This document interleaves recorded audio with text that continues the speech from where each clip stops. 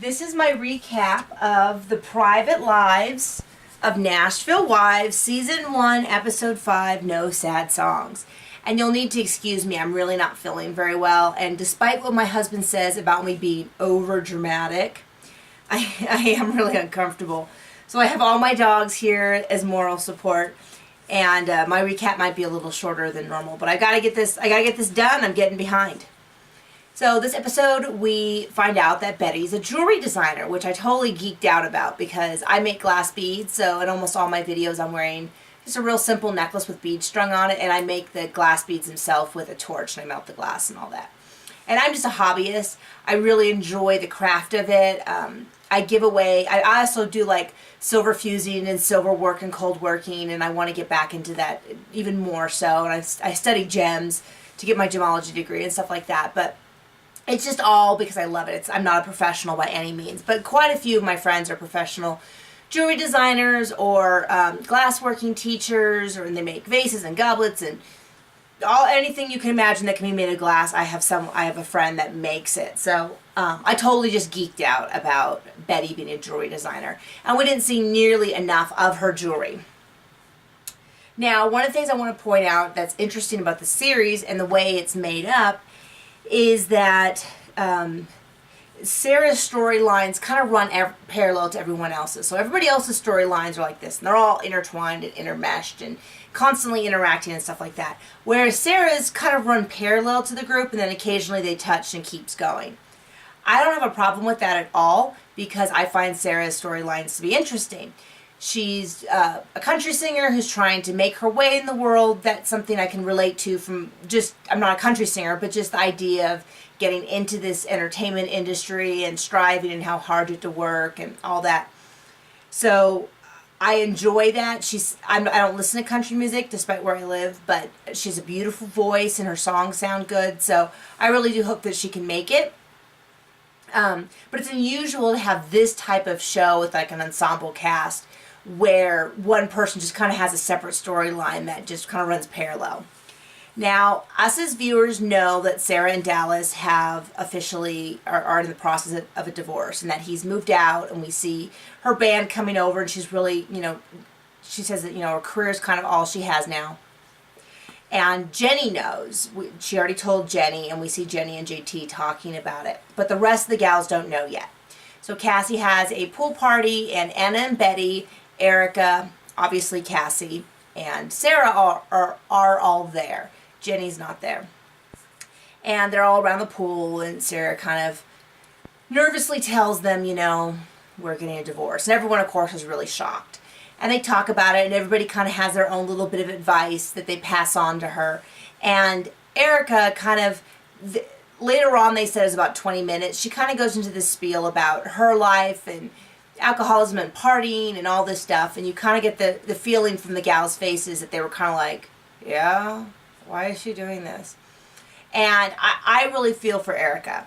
I don't think this particular group of people are really the best match as far as friends go. Everywhere out there are people that get you. And when you find a group of them, you like hold on tight because they get you, they get your strengths and weaknesses, all that. And I don't think that this is really the best group for Erika, because I'm sure she was trying to empathize and trying to share something from her life that she thought might give Sarah comfort, but it really didn't comfort Sarah, and everybody else kind of felt like maybe it was Erika kind of making it all about Erika. So she just has these mannerisms that seems to kind of annoy everyone. The one person it doesn't seem to annoy as much is Cassie. And Cassie seems to, so far, get along with everyone. And she's just easy to talk to. She seems to be a good listener, all that. So Cassie and Erika meet up to talk about headshots. So Erika still wants new headshots to talk about all the importance of it, and then they meet up again so that Cassie can take Erika's headshots, because photography is something she does. And she takes some beautiful headshots, and there's certainly nothing wrong with them. But the one thing I struggled with is I didn't see how these new headshots were that much different or better than the old headshots. So they weren't worse by any means, and they were perfectly fine. It's just they weren't better than the old headshots that Erika thought were so awful. So I kind of stick by my initial idea that Erika's frustration with the first headshots was more about something that Erika's going through than the actual quality of the work. Just my opinion. Now, last week, Jenny and Betty kind of had some friction, and it was mostly caused by a series of small mistakes that Jenny made. So none of them were like purposeful slights, but it was like she didn't call Betty for her address, she called Anna. Well, then she got the wrong address, so Betty never got the invitation. Well, then Betty didn't know that it was a charity event, so she was embarrassed when she showed up. And then it hadn't been, no one had actually asked her about, or Raul about this guitar. And so it was all these little series of things. And in the end, we find out that Betty's really upset about feeling like she's being left out. So Anna and Betty called Jenny out to have coffee and to talk to her. I think Jenny learned her lesson that she should not, when she's a problem with one twin, she should be talking to just that one twin, because they're kind of like these related relationships, and when she tries to make it up to Betty, she ends up getting in trouble with Anna. So she says, oh, well, I'll never call Anna again to get your address. That was a mistake. And Anna's like, wait, what? And so they're definitely people that you need to treat separately. I mean, that makes sense. They're two separate people. If you need to get something from this one, don't assume this one can give it, and vice versa.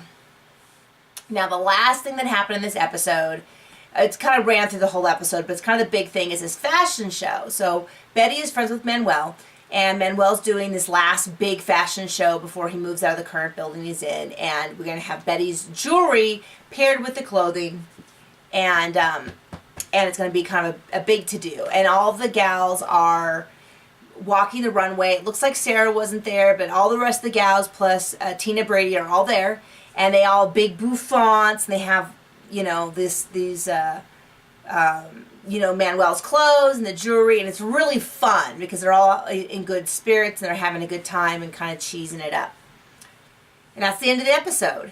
And what I heard is that we have 4 episodes left. So this is the 5th episode, so it was the middle episode. That could be wrong, but we're probably about halfway through. 5 for a first season, 9, 10, 12 weeks would be about right. So we're getting close to the middle. So hit me up in the comments and tell me what you're thinking of the show.